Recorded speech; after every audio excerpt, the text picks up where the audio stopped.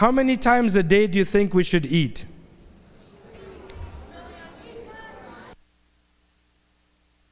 5? 5? She's talking about with snacks from Whole Foods and Trader Joe's and Mom's, right? Because now we feel healthier just because we eat more food, but we get it from Whole Foods, so we feel better about ourselves, right? Alhamdulillah. How much do you think it would cost you to basically have those meals in a day, on the average? Like about how much should it cost you to have those 3 meals in a day? Like to basically be well fed for a day. About how much? 30? 100? What do you eat? Who said 100? Where is he? Where is he? Seriously?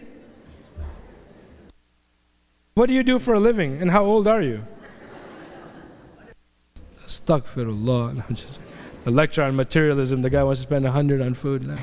Come to my next fundraiser if you're going to eat like that. Because you can apparently spend, right? All right? The average is what? About how much? What is it? 20? Yeah, 20 sounds good. 20 is in the average, right? A few dollars for breakfast, some more for lunch, some more for dinner, right? Alhamdulillah. So when we start talking about materialism, we have to start to be very honest and serious about ourselves and ask ourselves, is it that having things in and of itself is bad? Is it bad just to have things? Yes or no? No. So when is it bad? When is it bad? Who wants to raise their hand and tell us, when is it bad? Yes. When you get addicted to it? She's starting to fill in from the other lectures now. That's good. Yeah. When you get addicted to it and you start sinning with it. That was the last lecture, mashallah, right? Alhamdulillah, right? Yes. When you start caring more about what you have rather than pleasing Allah subhanahu wa ta'ala. Okay, young man? When you speak up a little bit like you're using it the wrong way. Okay, what you have using the wrong way. Yes? Okay, when material things is associated directly with your happiness, right? You understand about direct proportions and indirect proportions? You understand that at all? Why is it you guys leave behind all of your studies when you come to these conferences? You're like, I don't know, right? Freud, right? You just studied him like 2 semesters ago, right? So indirect proportion, direct proportion. Here's how it goes. Happiness goes up when material wealth or possessions go up. That's a direct or indirect proportion. Right? So you got the idea, right? The opposite is indirect. Alhamdulillah. Now, so he said that your happiness is directly associated with how much you have. Anybody else? Anybody else? Yes, sister in the front. When you become so greedy, does this position come to mind? Yeah? You won't give anything to anyone else. MashaAllah. Yes?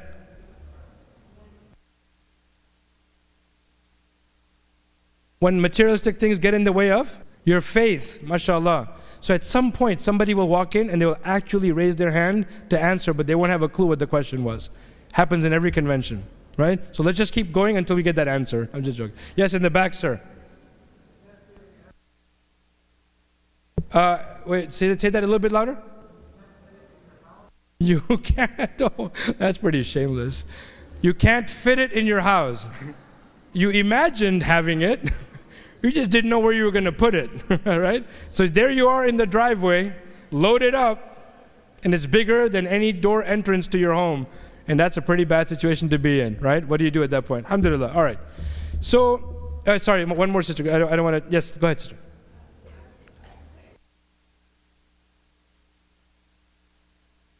When you become a slave to your material, okay, alhamdulillah. I just wanted to complete people's answers. I want them to be empowered to say what they want to say. Alhamdulillah.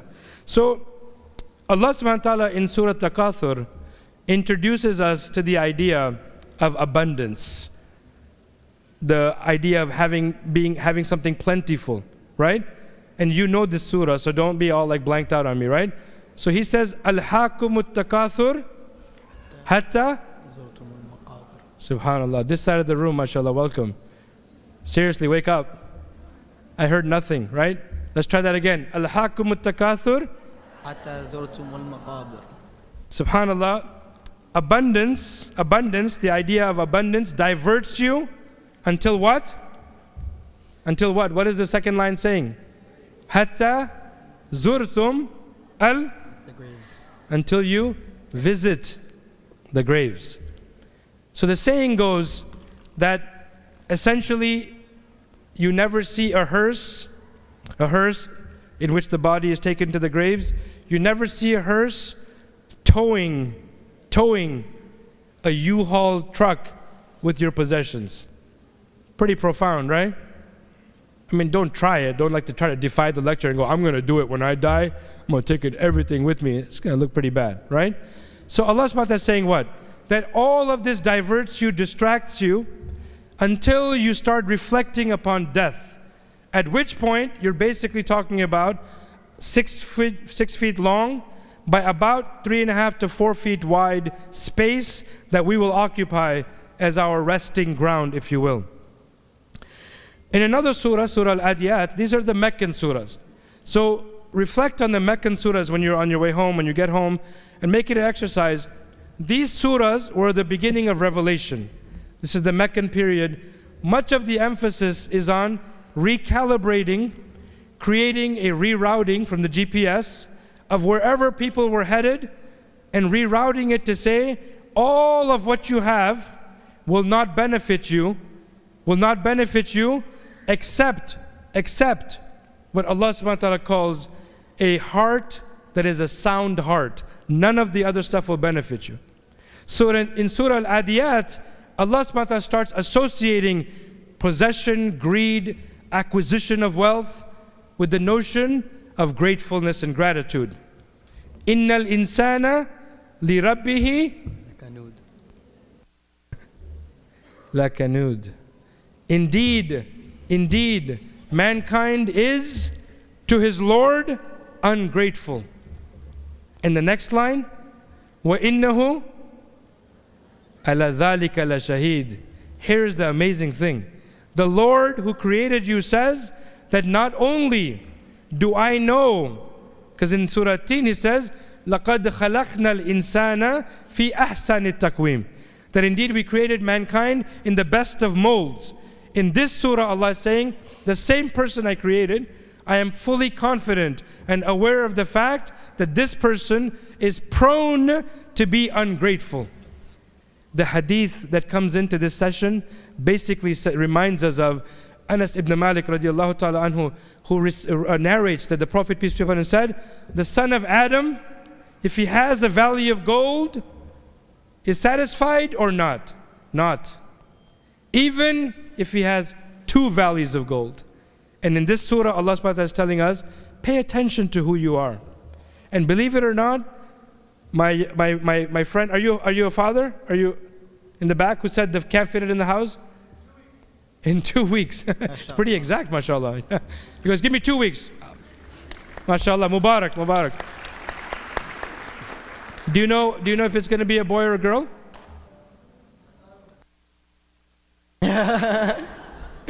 What in the more you talk to the Muslims, it's good to like really break it down and talk to people, mashallah. So at some point you got the news that it wasn't going to be a boy? Alhamdulillah. All right, so alhamdulillah. No, be happy with whatever you have, brother. I'm serious. So he mentioned the idea of not fitting, right, whatever it is you had into the house.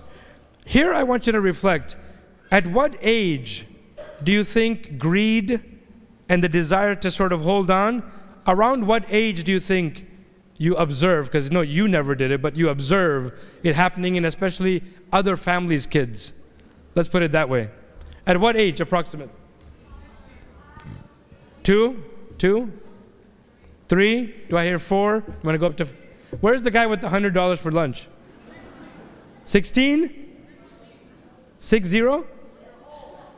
When you're old, you get greedy? Dude, if you were old and you got greedy, you couldn't bend over to pick up half the stuff you wanted to. How'd you get greedy? I really want that. Can't get it. Can't even go to it. Clearly it's not 60. People do have it, and at the earliest age. But you find that children incline towards creating boundaries over what's theirs and what's somebody else's. It's not necessarily greed. They're just marking it off, saying, this belongs to me.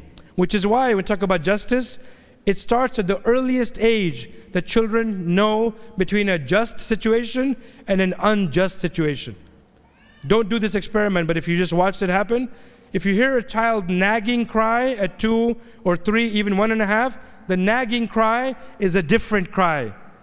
The cry where somebody takes something out of their hands that they know should have been theirs is a cry of principle that says, did you see what happened to me? So from the earliest age of 2, 3, 4, 5, children start to realize that they want to put a boundary around what they have. It's not yet greed. It's not yet greed, because even they know how much to eat and they know when to stop to eat. You know, the invention of the buffet is probably the most disgusting thing that civilization ever came up with, right? Because I'm convinced there's a hormone that is literally stimulated or ticked on the moment you pay for the buffet and you go into the restaurant. Because even normal people who you normally don't see eating much, when it's a buffet, they eat till they have to be taken to the hospital. I will not leave here until I get $13.99 worth of food. Dude, you passed that up on the first serving, right? But that's a human instinct to get a value for something. Children, when they're full, they just stop eating. They just stop eating. Which is why obesity has become an issue now, because the problem is the snacks in between creates in them an artificial a greed, if you will, or artificial desire to keep eating. Salt does this, sugary stuff does this, takes you high, drops you fast, then you want to recreate that high, so you have to have more sugar. All of these things create unnatural habits. And the Prophet, peace be upon him, gave us even guidance for eating. And you know this well, right? He divided your stomach, metaphorically, into thirds. Am I right? Right? One part for what? Water, yes. One part for? Food. All of you said together, mashallah, like food. And the other part that you never remember is? Air. Air. And you'll be amazed how many of us violate this daily. And so materialism is not just physical things, it's also the nafs that I talked about before and how it drives your behavior as opposed to you driving it. Eat when you're hungry. Sleep when you're tired. Right? Speak. Speak only when necessary and not beyond that. So in that surah Al-Adiyat, Allah subhanahu wa ta'ala is saying, not only do I know that you're prone to ingratitude, you also are very prone to witnessing that you're in that way. Meaning it's a shamelessness, but you actually stand up and show ingratitude. But what's the verse after that? وَإِنَّهُ عَلَى ذَلِكَ لَشَهِيدٌ وَإِنَّهُ لِحُبِّ الْخَيْرِ لَشَدِيدٌ. Ya Allah. Subhanallah. The best translation of that, of shiddah in this case, is you are tenacious in the acquisition or in the love of wealth. Of wealth. I have about 13 minutes. I'm going to do a wrap up, but I want you to pay attention as we go through this. All I was doing so far was setting up the idea of greed, and that sometimes it's not bad to have things, but there are limitations. So how do we counter this? Part of it has to do with self-awareness and the height of understanding my limits. Some people early on decide that they will actually give in to all of their desires at every time. At every time. So it does matter what you eat, when you eat, how much you eat, right? In the Muslim community, we're not immune to all of the diseases associated with what's affecting mainstream America. We are not immune to diabetes at young ages. We are not immune to heart disease. We are not immune to high blood pressure. All of those things are part of our community. Some of that is rooted, not all of it, some of it, because some of it's genetic. Some of it is rooted in the understanding that nobody should tell me how I should live. Nobody should tell me how much I should eat. No one should tell me what I should eat, and no one should tell me when I should eat.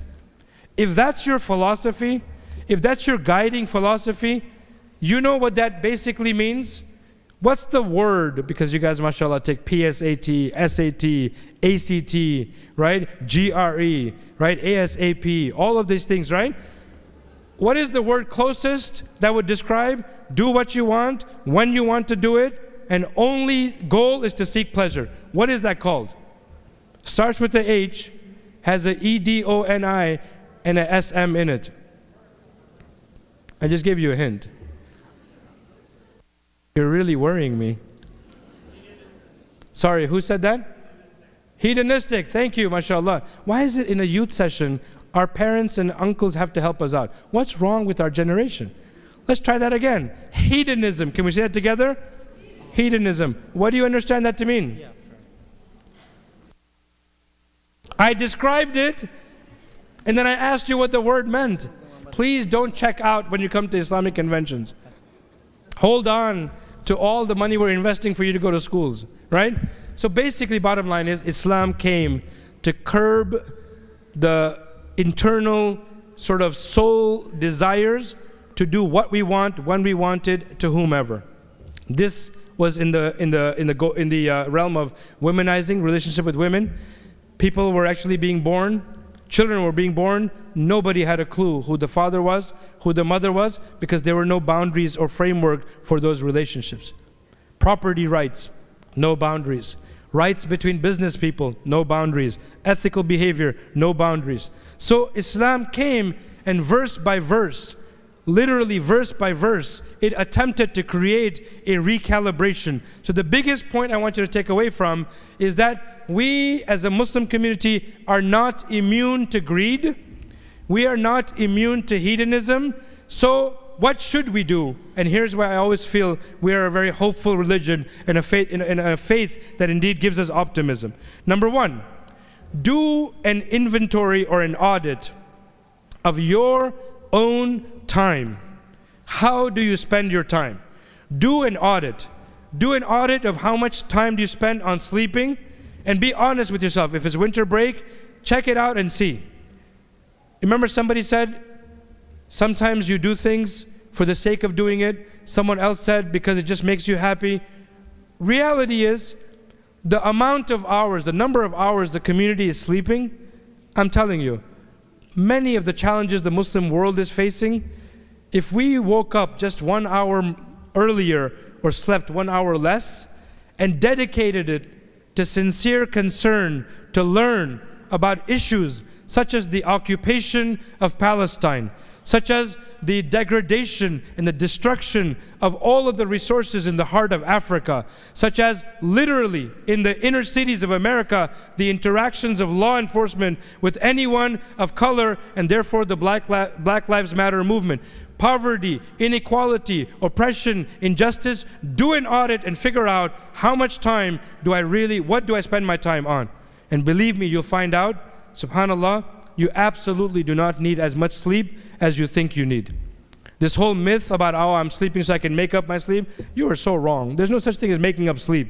You sleep to become well rested, but you don't make up sleep. If you didn't sleep for like a whole day, a whole night, and did an all-nighter, you don't have to sleep 20 hours and probably miss at least 3 or 4 salah in the middle of that. Ask how much you sleep. You know how you do a sleep audit?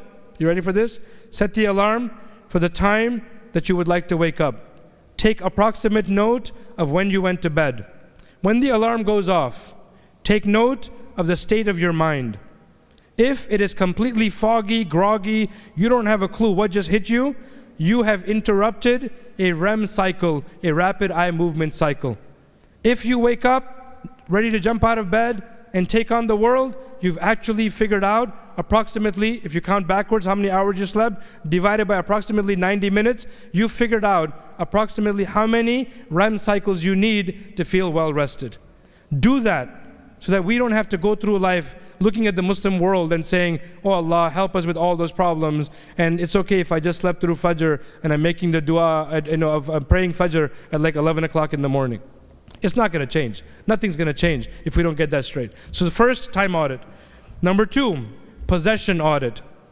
And I'm telling you, in winter break, do this. Find out and take out all of the clothes you have, all of the quote-unquote toys that you have, all of the books that you have, anything that you have that's your possession, figure it out and say to yourself, when is the last time I actually used what I have? Did I use what I have? And you'll figure out. The refugees coming through at O'Hare Airport or at Dulles Airport in DC or at LaGuardia or JFK in New York, these people, some of them are Muslims. 7 to 8 out of 10 refugees in the world are Muslim. In the world are Muslim. Some of them will never ever have even 1/8, 1/10 of whatever we have in our lifetime. So do an audit and figure out and say, you know what? Why does this have to be an abstract exercise? Why don't I just look? And if they're fairly good condition things, then decide how much you can give away. Start to create a sense of liberation from this world that doesn't deprive you from enjoyment, because our religion is about enjoyment. But it's not about indulgence to the extent where the possession gets in the way of the remembrance of Allah subhanahu wa ta'ala. You following what I'm saying? Right? So first is the time audit. Second is the possession audit. And here I'm being very strict. Talk to yourself. Ask yourself, seriously. I mean, how much clothes can I have? Right? How much do I need? If they have books, maybe other people who are just entering Islam, maybe people in the prisons who are desperate to seek and learn more about the religion, may not have internet access, may not have computer access. Can I figure out a project to send books to the prison, or books to the other neighborhoods and other community members, or create a library, a book swap program in the community? Why should everyone have to walk around looking like we're completely aimless? Thank you so much. So do that, mashallah, and use the winter break to manage that. The time audit for everything, sleeping. I have memories from college where we would get hungry, especially in undergrad, we had more time, hungry like around 7 o'clock in the evening, and we wouldn't eat till 9 o'clock. Ask me why. Seriously? Because that's how long it took us to decide where to eat. And we would actually drive. We had the luxury of driving past restaurants and look and go, no, not this one, and keep driving. What kind of a world are we living in when we spend 2 hours trying to go to see where we're going to eat, and inevitably you go back to the same one you always eat at? So what was the surprise in that? Right? And we still do this, subhanAllah. And if you're laughing, it's pretty sad because you're relating, right? And so it's not really that funny. All right, because it's painful to me. So that's the time and the possession audit. Number 3, this idea of saying I'm pleased with Allah as my Lord.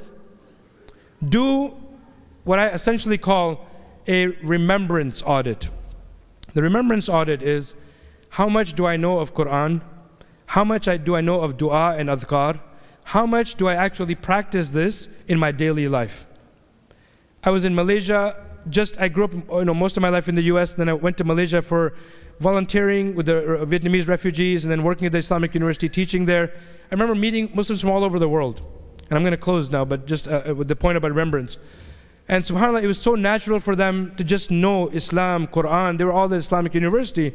We were all cooking one time, and one of the guys was like, I'm from America, by the way, right? So one of the guys was like cutting a tomato, and it just like slipped, and he like kind of nicked his finger, and he goes, Inna lillahi wa inna. I go, seriously? That's pretty dramatic, right? You're not going to die from a cut of a tomato, right?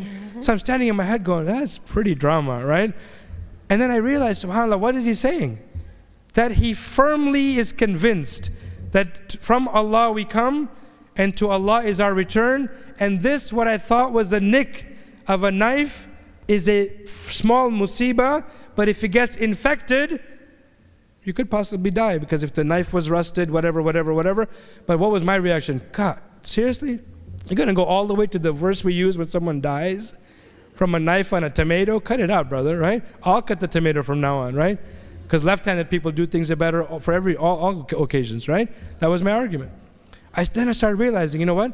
It's internalized, these reactions, because the Quran does say in Surah Al-Baqarah, when musibah strikes them, قَالُوا إِنَّا لِلَّهِ وَإِنَّا إِلَيْهِ رَاجِعُونَ. So do a remembrance audit in the last 2 minutes I have, and here's how it goes. Ask yourself, do I have memorized? How much am I working on reviewing what I have memorized? How much am I working on getting new memorization done? How many of you drive? And if you're driving, most of the time you're alone driving wherever you're going, because you have a car. How many of you are, right? MashaAllah, a fairly good number, right? Perfect time to review Quran, review memorization, learn new, pause, go, whatever you can, get it done. You're alone. Don't sit there cursing in the traffic. It's not going to go away. It's just still going to be there. Might as well use time wisely. After salah, how long do you sit to make adhkar? How long do you sit to make adhkar? And this is a big deal. This is a big deal. Why? Because being in wudu after adhan, waiting for salah, is in itself a precious time. But the moment you finish salah, and you know, our generation has perfected the Federal Express salah, right? Like, was my son there? Did he just pray with me? Where did he go, right? You check your pockets, did he go in my pocket? Where did he go, right? And the wudu is even worse. Like, you come out, they go, did you make wudu? I don't see any water, right? I don't see any water. You have to do the elbow test, right? No, look, there's elbow. Like, my elbows are wet, right? So do a test and see how long do I stay. When do I get distracted? How often? My family, we know, we're very busy, you know, between soccer practice, Boy Scouts, this Scouts, that Scouts, everything. So the time we have to do adhkar, we sit and do adhkar. The time we don't have to do adhkar, this is literally how it goes. Adhkar in the car. Everybody goes, gets in the car, the adhkar continues in the car. There has to be a routine to remember Allah, because you can't be pleased with Him if He's not a part of your life. How much do you remember Him, and how often do you remember? The last thing, do you often show gratitude by remembering Allah? What Allah subhanahu wa ta'ala is saying is, Innal insana li rabbihi lakanud, that's one way to do it. But Allah subhanahu wa ta'ala also said, La in shakartum la azidannakum. That should you, because in other verses it says, Afala tashkurun. Why is it that you don't give thanks? Malakum, what is your problem that you don't believe? Malakum, what is your problem that you don't spend in the path of Allah? In this case, Allah subhanahu wa ta'ala is saying, should you pause to show gratitude, we will increase you in all of the blessings. Amazing, amazing, subhanAllah, transaction going on between the Creator and the creation. Again, Jazakumullah khairan. We'll go to Q&A inshallah. If you have any comments, questions, thank you again for that. You want to take a seat? Yeah, that's fine.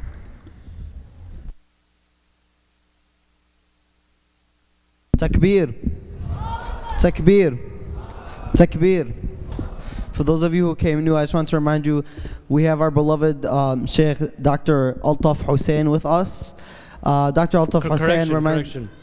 Not shake, milkshake. Milkshake. That's and actually chocolate. what they... Chocolate milkshake. Yeah. That's actually what they call me. All right. Yeah, my last name's Al-Sheikh. Get it? Milkshake. Yeah. So Muhammad graduated from high school. It's going to be our moderator. For those of you who don't know, I came late, even later than our speaker. SubhanAllah. Later than our speaker? I was here on time. What later than me? No, you weren't late. You were early. SubhanAllah. Jazakallah khair. All right, we're going to get to the important stuff now. Bismillah. The first question, which was something very interesting we heard in the talk. Can you talk a little bit more about the sleep cycle? You know what's funny? Wherever I give a lecture, that's the one thing everyone gets stuck on. Because it's like a personal thing, right? How I figured this out was basically in undergrad, the first chemistry exam I had, it was going to be 8 o'clock exam. And my mother used to always call at Fajr time my whole undergrad. Every day, Fajr time, you know, ring, landline, phone call, mom. All she would say is, Assalamu alaikum, Fajr time, and then she would hang up.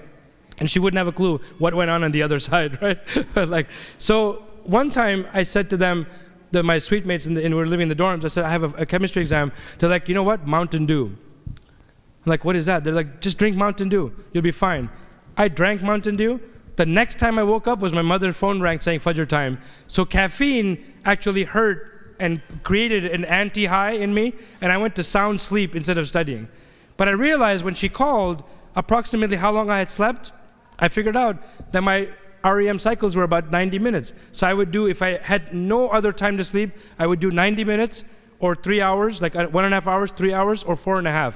And 4.5 is luxury now with 4 kids, mashallah, because they tug at your beard, they want to talk in your ears while you're sleeping. They think everything is normal. So what I suggest you do is on a day when you don't have to absolutely get up for something, is to do the experiment I told you. Is to figure out what approximately when you went to bed.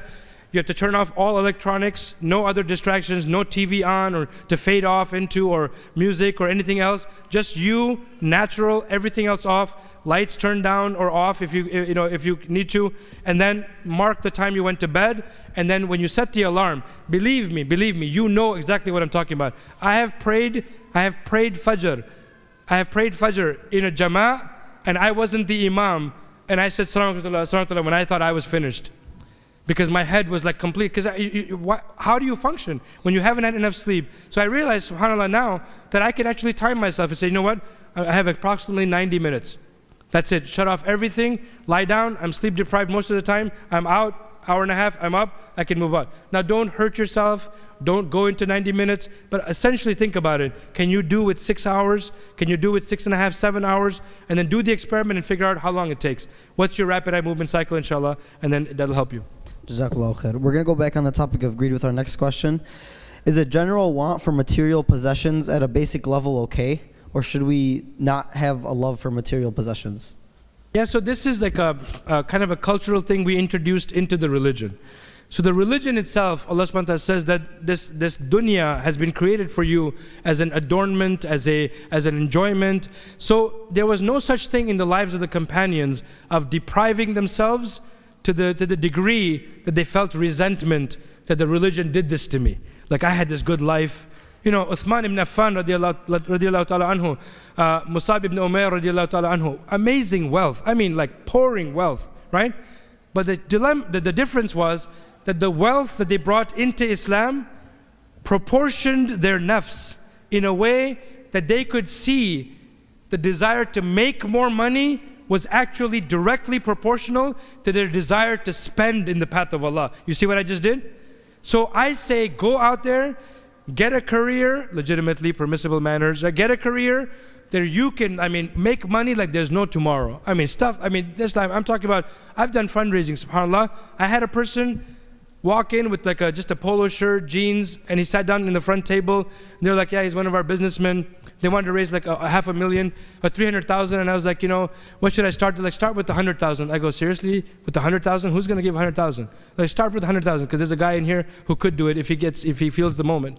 So I go, okay, let's try it. So I get up there and I motivate people. I go, 100,000. And no, I said, I'm sorry, 75,000. And then his hand just goes up and it goes back down. And then he had come in late, so I thought, do you need like a samosa or a baklawa or, because those are expensive raising of hands. They're like, can I just get a tea? They're like, it's cost us $75,000. It turns out, subhanAllah, he gave $100,000. And that same brother had a week before bankrolled $1 million purchase for an Islamic school. I want that to happen. So when this question comes up, I was like, go out there, man, and have the wealth. But your wealth should not make your heart and your soul so heavy that you bow to the wealth and not bow to Allah. You see the difference there, right? So I want you all to have amazing careers, inshallah, succeed. Get whatever you want. Get the house that you want. Enjoy it, but be grateful to Allah for what He blessed you with, and then turn to Him and spend, inshallah, a portion of it in His path, inshallah. Beautiful answer, Jazakallah khair. The next question is a little of a different topic, but subhanAllah, this brother or sister has asked this about 3 times and still hasn't got an answer at this conference, so we're going to ask it. How can you know if your intentions are purely for the sake of Allah? Because many times I have distracting thoughts that tell me I do things to please people rather than Allah. It bothers me to the extent that I may stop myself from doing the good deed.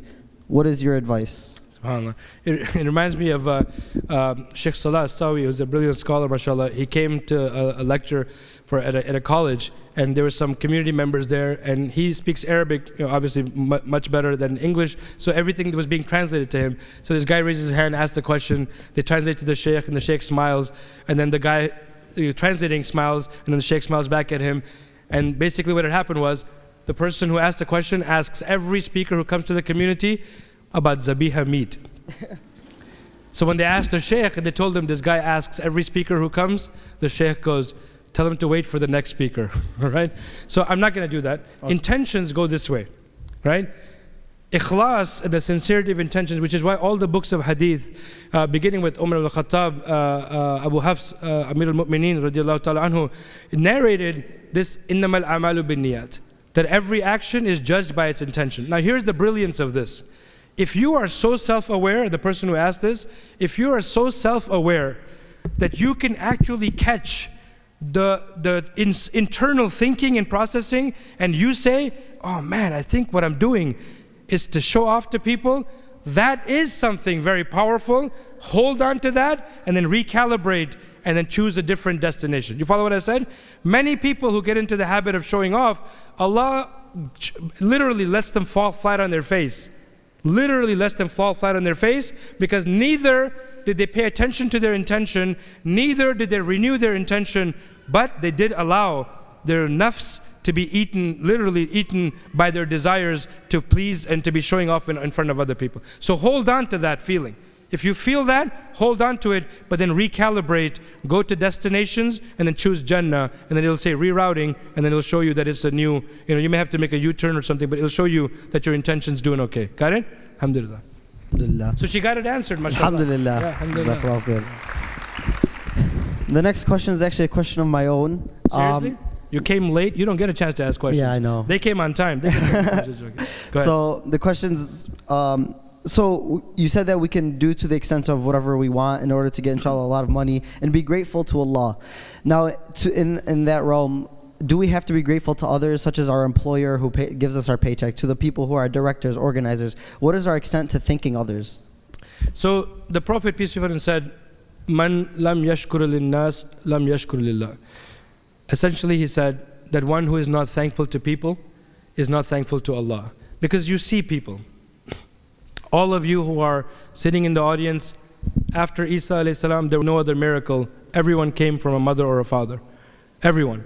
So the gratitude first to the parents, which is why, in the Quran there are so many du'as, and even in the seerah of the Prophet, for our parents, right? Because they raised me when I was young and basically took care of me, the Rabbaniyah, the lordship that we talk about Allah. The parents gave us that sustenance, right? But here's the interesting thing. There's a difference being grateful to the employer, the professor, the whoever, and there's a difference between starting to associate them with the possible outcome. You see what I just said? So when you start putting your trust in the people as if they are in control of the outcome, then you've lost track of where the gratitude should be directed. So you can, yeah, I mean, it would be, almost metaphorically, suicidal to basically be ungrateful to people all around you. And you go through life, by the way, I worked for a boss in the university who was extremely busy. He's the person right under the president. So you have the president and then the provost or the chief academic officer. I was his right hand for almost 5 years. We would go all over the place. He would give speeches, give everything. The first thing he did, not Muslim, first thing he did when he came back to his desk, we would get out his stationery, and everyone he needed to thank, handwritten notes. First thing he did. Why would he have to do that? He spoke to faculty. He controls their salaries. He controls whether they get promoted or granted tenure. Why would he have to give them gratitude? He remembers he didn't become who he is without standing on the shoulders of everyone who came before. So we say, acquire what you want, do it in a permissible way, but do not forget the people, literally the people, even down, you're walking through the convention center, look at the staff. Look at the staff serving us. Going in the hotel, look at that staff that's serving us. Stop and say to them, even if they're not in your room, as you're walking by, stop and say to them, I just want to tell you, thank you for what you're doing. Thank you for what you're doing. So it's not just the bosses, but it's also the people who are serving us. And that, believe me, will shift the impression and the image of Islam and make it more authentic, closer to what it actually should be, and drive away the hatred and the bigotry that's in the hearts of so many who do not know what our religion is. Jazakallahu khair. All right, so you said, this is specifically to something you said in your lecture. You said that the way to avoid greed is to know your limits. How specifically can we do this other than with sleep, I guess? Okay. Can you repeat that again? Because I was writing down something. Yes. How to avoid greed, we have to know our limits. How do we find out our limits? Yeah, I mean, so the first time they have to wake you up in the buffet restaurant that you ate too much and you actually went into food coma, that's a good way to find out, right? That you did a bit too much. But really, Allah subhanahu wa ta'ala blessed us, subhanAllah, if you pay attention, there's a sense of shame and guilt and really like a bad internal feeling that all of us get. And we know we get this, it's just that we choose sometimes to hide it or to push it away.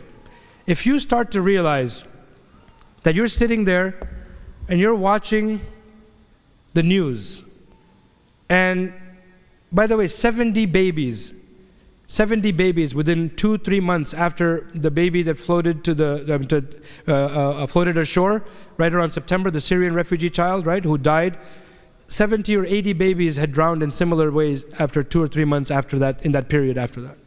So if you're watching the news and a story about a human tragedy anywhere occurs, And while you're watching it, you're actually more concerned about going somewhere, getting something, being with someone, than the news that's being brought into your climate-controlled, beautiful home shelter. That's a problem.